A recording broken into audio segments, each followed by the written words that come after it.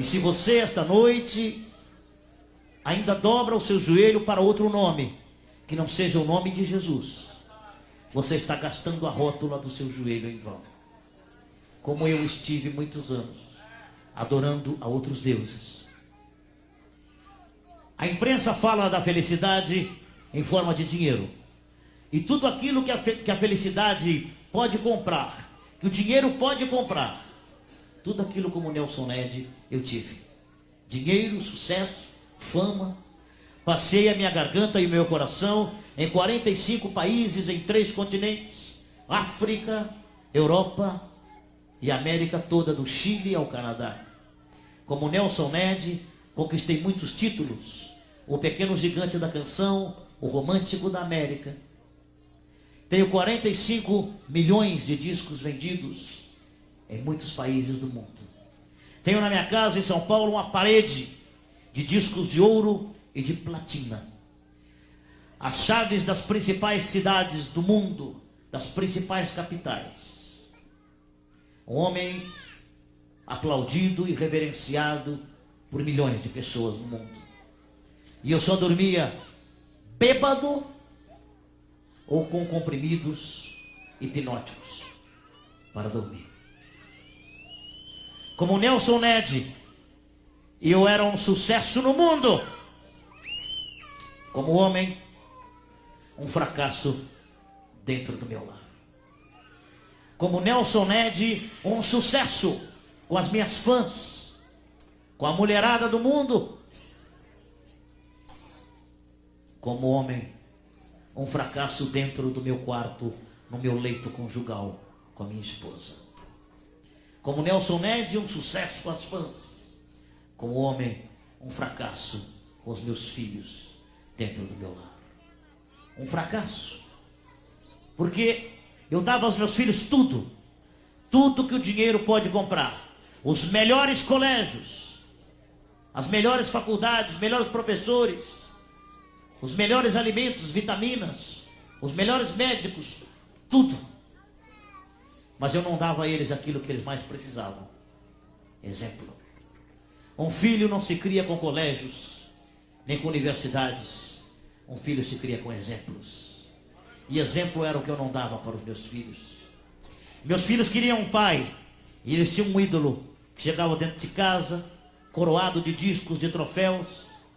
Minha esposa, eu a banhava de presentes, perfumes, joias, sedas.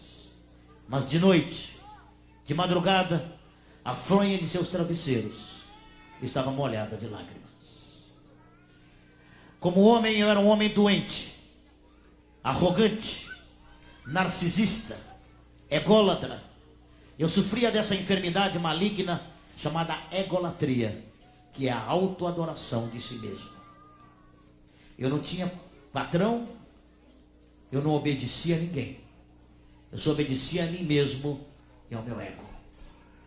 Eu só tinha um Deus, George Washington, o Deus dólar, que é o Deus desse país e o Deus do mundo. Tudo aquilo que o dinheiro podia comprar, eu tinha. Até que um dia eu aprendi, depois de muito sofrimento, que o dinheiro, pouquíssimas coisas, realmente pode comprar. O dinheiro pode comprar uma mansão, mas não compra um lar. O dinheiro pode comprar uma faculdade, mas não compra a sabedoria. O dinheiro pode comprar uma catedral, mas não compra a misericórdia divina. O dinheiro pode comprar o corpo de uma pessoa, mas não compra nem o seu amor e nem a sua fidelidade. O dinheiro pode comprar um mausoléu, uma sepultura, mas o dinheiro não compra nem o segredo da vida e da morte. O dinheiro pode comprar uma cruz, mas não compra a salvação, porque ela já está comprada e já está paga, e é de graça, e é pelo sangue de Jesus de Nazaré, vertido na cruz do Calvário por mim e por vocês. Aleluia. Meus irmãos, eu era um homem que procurava alegria no uísque, no champanhe, na cocaína, no sexo, nas orgias. O meu testemunho é muito violento e eu não posso dá-lo assim numa congregação, porque tem partes muito difíceis de ser aceitas. Eu era um homem devasso. A parte de tudo isso, eu era um homem que tinha esse sofrimento na alma, que é o sofrimento da autoadoração. É muito sério o que eu estou falando. Eu bebia muito. Chegava em casa, bebia uma média de 1 litro de uísque por noite. Eu estava cheirando uma média de 10 gramas de cocaína por semana. Eu conseguia dissimular, disfarçar essas minhas fraquezas para o público, para o mundo, para as multidões, para 900 milhões.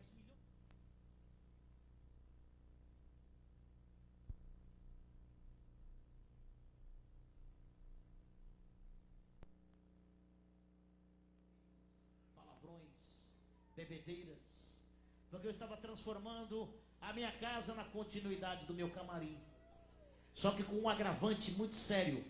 No camarim eu não bebia e nem cheirava. Eu sempre entrava sóbrio e lúcido para cantar. Mas depois que eu saía do palco, recebia os aplausos, é que eu começava a receber no meu camarim aquelas mulheres fáceis de consequências difíceis.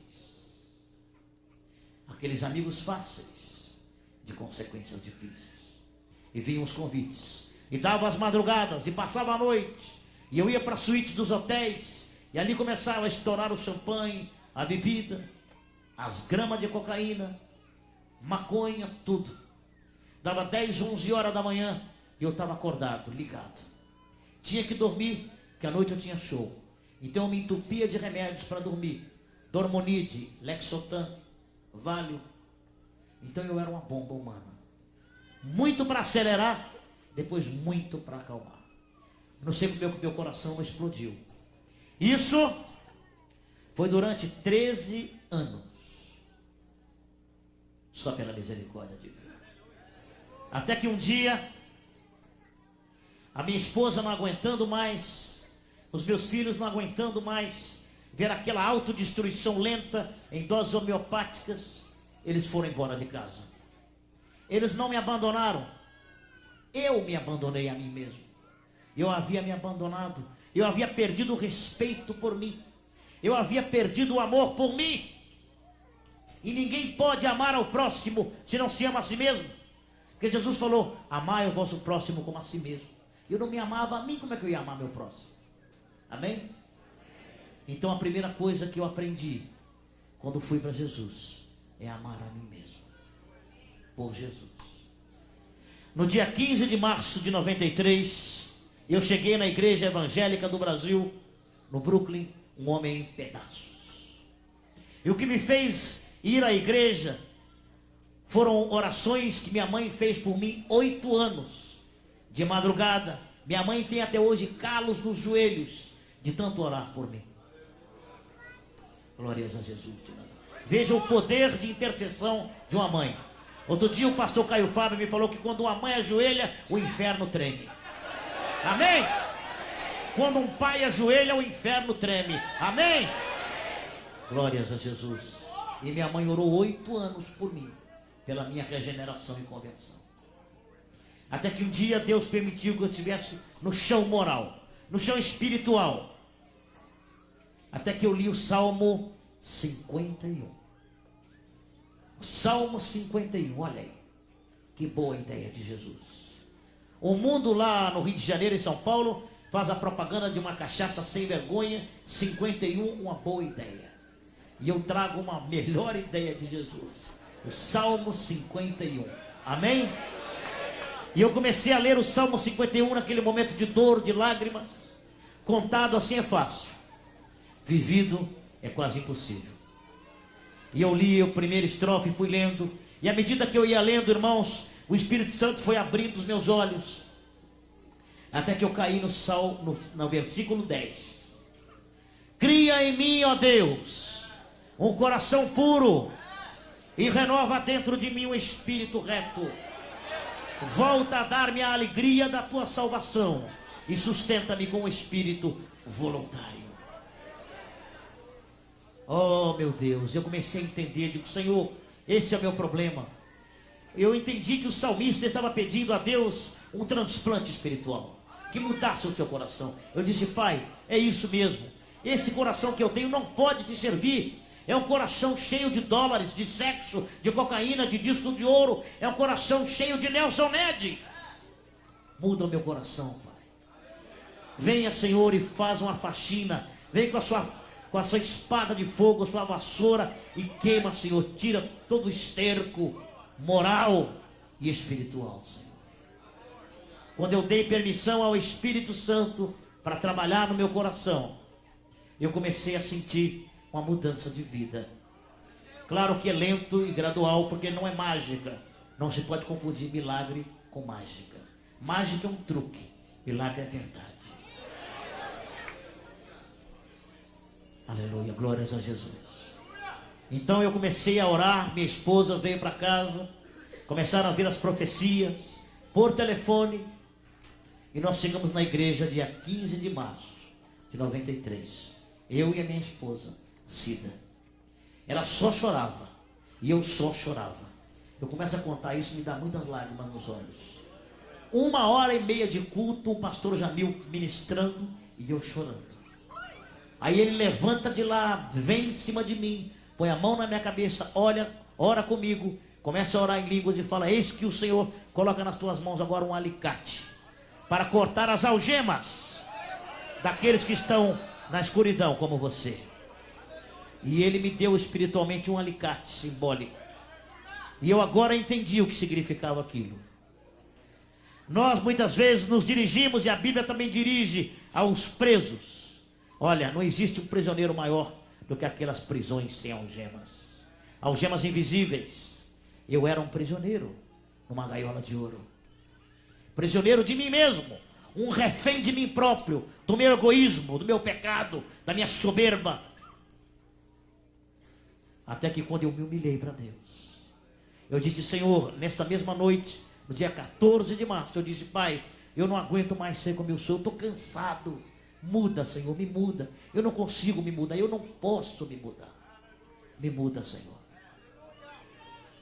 Então, meus irmãos, o Espírito Santo começou a trabalhar na minha vida, lenta e gradualmente, como só Ele sabe operar. E à medida que eu ia me arrependendo, eu ia chorando, eu ia sendo confortado pelo outro lado. Um conforto espetacular, que eu não sei explicar como é que é. E pouco a pouco eu fui deixando de beber, deixando a cocaína, deixando o adultério, as mulheradas. Fui começando a dormir sem remédio. E fui começando a ir à igreja, quarta-feira e domingo. Quarta e domingo. Comecei a ouvir a palavra de Deus. A palavra ministrada. Começou a cair que nem bálsamo no meu coração. E foi cicatrizando as feridas. Foi limpando tudo. Foi me dando um alívio, um bálsamo. E eu fui ouvindo aquelas palavras que foram entrando e as lágrimas desciam. Mas já não era mais lágrima de arrependimento. Eram lágrimas de júbilo, de emoção, de quebrantamento, aleluia. E hoje eu vim aqui em Boston, na igreja do meu amado irmão, o pastor Osiel. Mas eu não vim para dar um testemunho.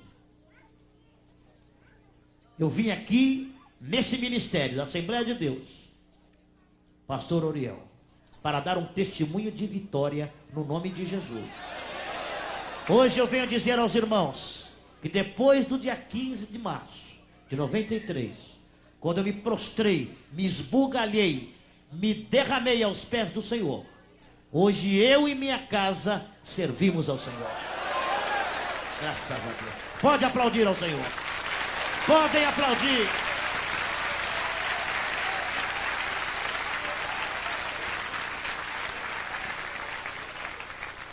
Hoje eu deito e durmo.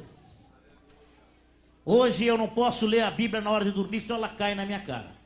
Eu só posso ler de madrugada, ajoelhado, porque aí eu consigo ler acordado e desperto. Hoje o meu remédio para dormir é o Salmo número 4. Né? Em paz me deito e logo pego no sono, porque só tu, Senhor, me faz descansar em segurança. Hoje eu tenho uma vitamina que me dá força para tudo. Cristo me ensina na veia duas vezes por dia, de manhã e de noite, aleluia. Cristo me ensina a palavra do Deus vivo no nosso coração. Glórias a Jesus. A primeira coisa que o Senhor Jesus fez quando entrou dentro da minha casa foi arrumar o meu casamento. Olha, irmãos, se vocês têm problemas no casamento, como eu tive, e há muitos crentes que ainda têm, entrega o teu casamento para o Senhor. Entrega o teu leito conjugal para o Senhor. Consagra o teu colchão e a tua cama e a tua esposa para o Senhor e deixa que Ele faça a obra. E a palavra de Deus me autoriza a dizer isso para vocês, porque o primeiro milagre que o Senhor Jesus Cristo fez, depois de ter sido batizado nas águas, foi fazer um milagre no casamento. Ele transformou a água em vinho, amém? E até os donos do casamento dizem que aquele vinho era melhor do que o primeiro vinho, aleluia. Quando um casal vai para Jesus, como nós estávamos separados, desgraçados, eu bebendo, olha, se você acha que você tem pecado, se você conhece alguém que tem pecado, pode se alegrar. Essa pessoa não está pior do que eu estava. Eu me considerava o inconvertível. E eu digo para vocês, depois que eu me converti, qualquer pessoa pode ir para Jesus. Porque eu tinha um agravante, eu conhecia a palavra. E eu discutia com os pastores na palavra. Eu tinha uma inteligência tão maligna. Eu era tão sagaz, tão ladino. Porque não confundir sagacidade com sabedoria. A sagacidade é do diabo, a sabedoria é de Deus. Eu discutia com pastores a palavra de Deus. Eu conheço muitas pessoas que conhecem a Bíblia. Mas, meu irmão, não adianta você conhecer a bula e não tomar o remédio. Amém? Não adianta você saber que aspirina é muito bom para dor de cabeça, 2 de manhã e 2 de noite com leite, se não dá azia, e depois não tomar aspirina. É a mesma coisa, não adianta você conhecer a palavra e depois não usar a palavra. Mas aqui tem um remédio para nós. Salmo 119, escondi a tua palavra no meu coração para não pecar contra ti. Esse é o segredo. Esconder a palavra no coração para não pecar. Glórias a Jesus. Só a palavra nos santifica, nos purifica.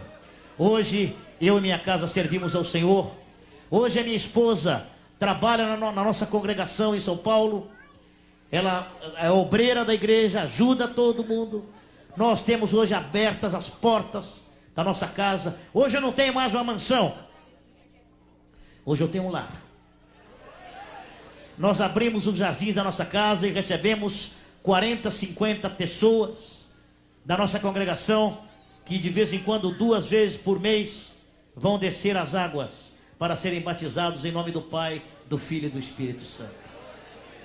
Hoje, aquela piscina nossa é transformada como um pequeno Rio Jordão. Graças a Deus. Esse é o Rei dos Reis.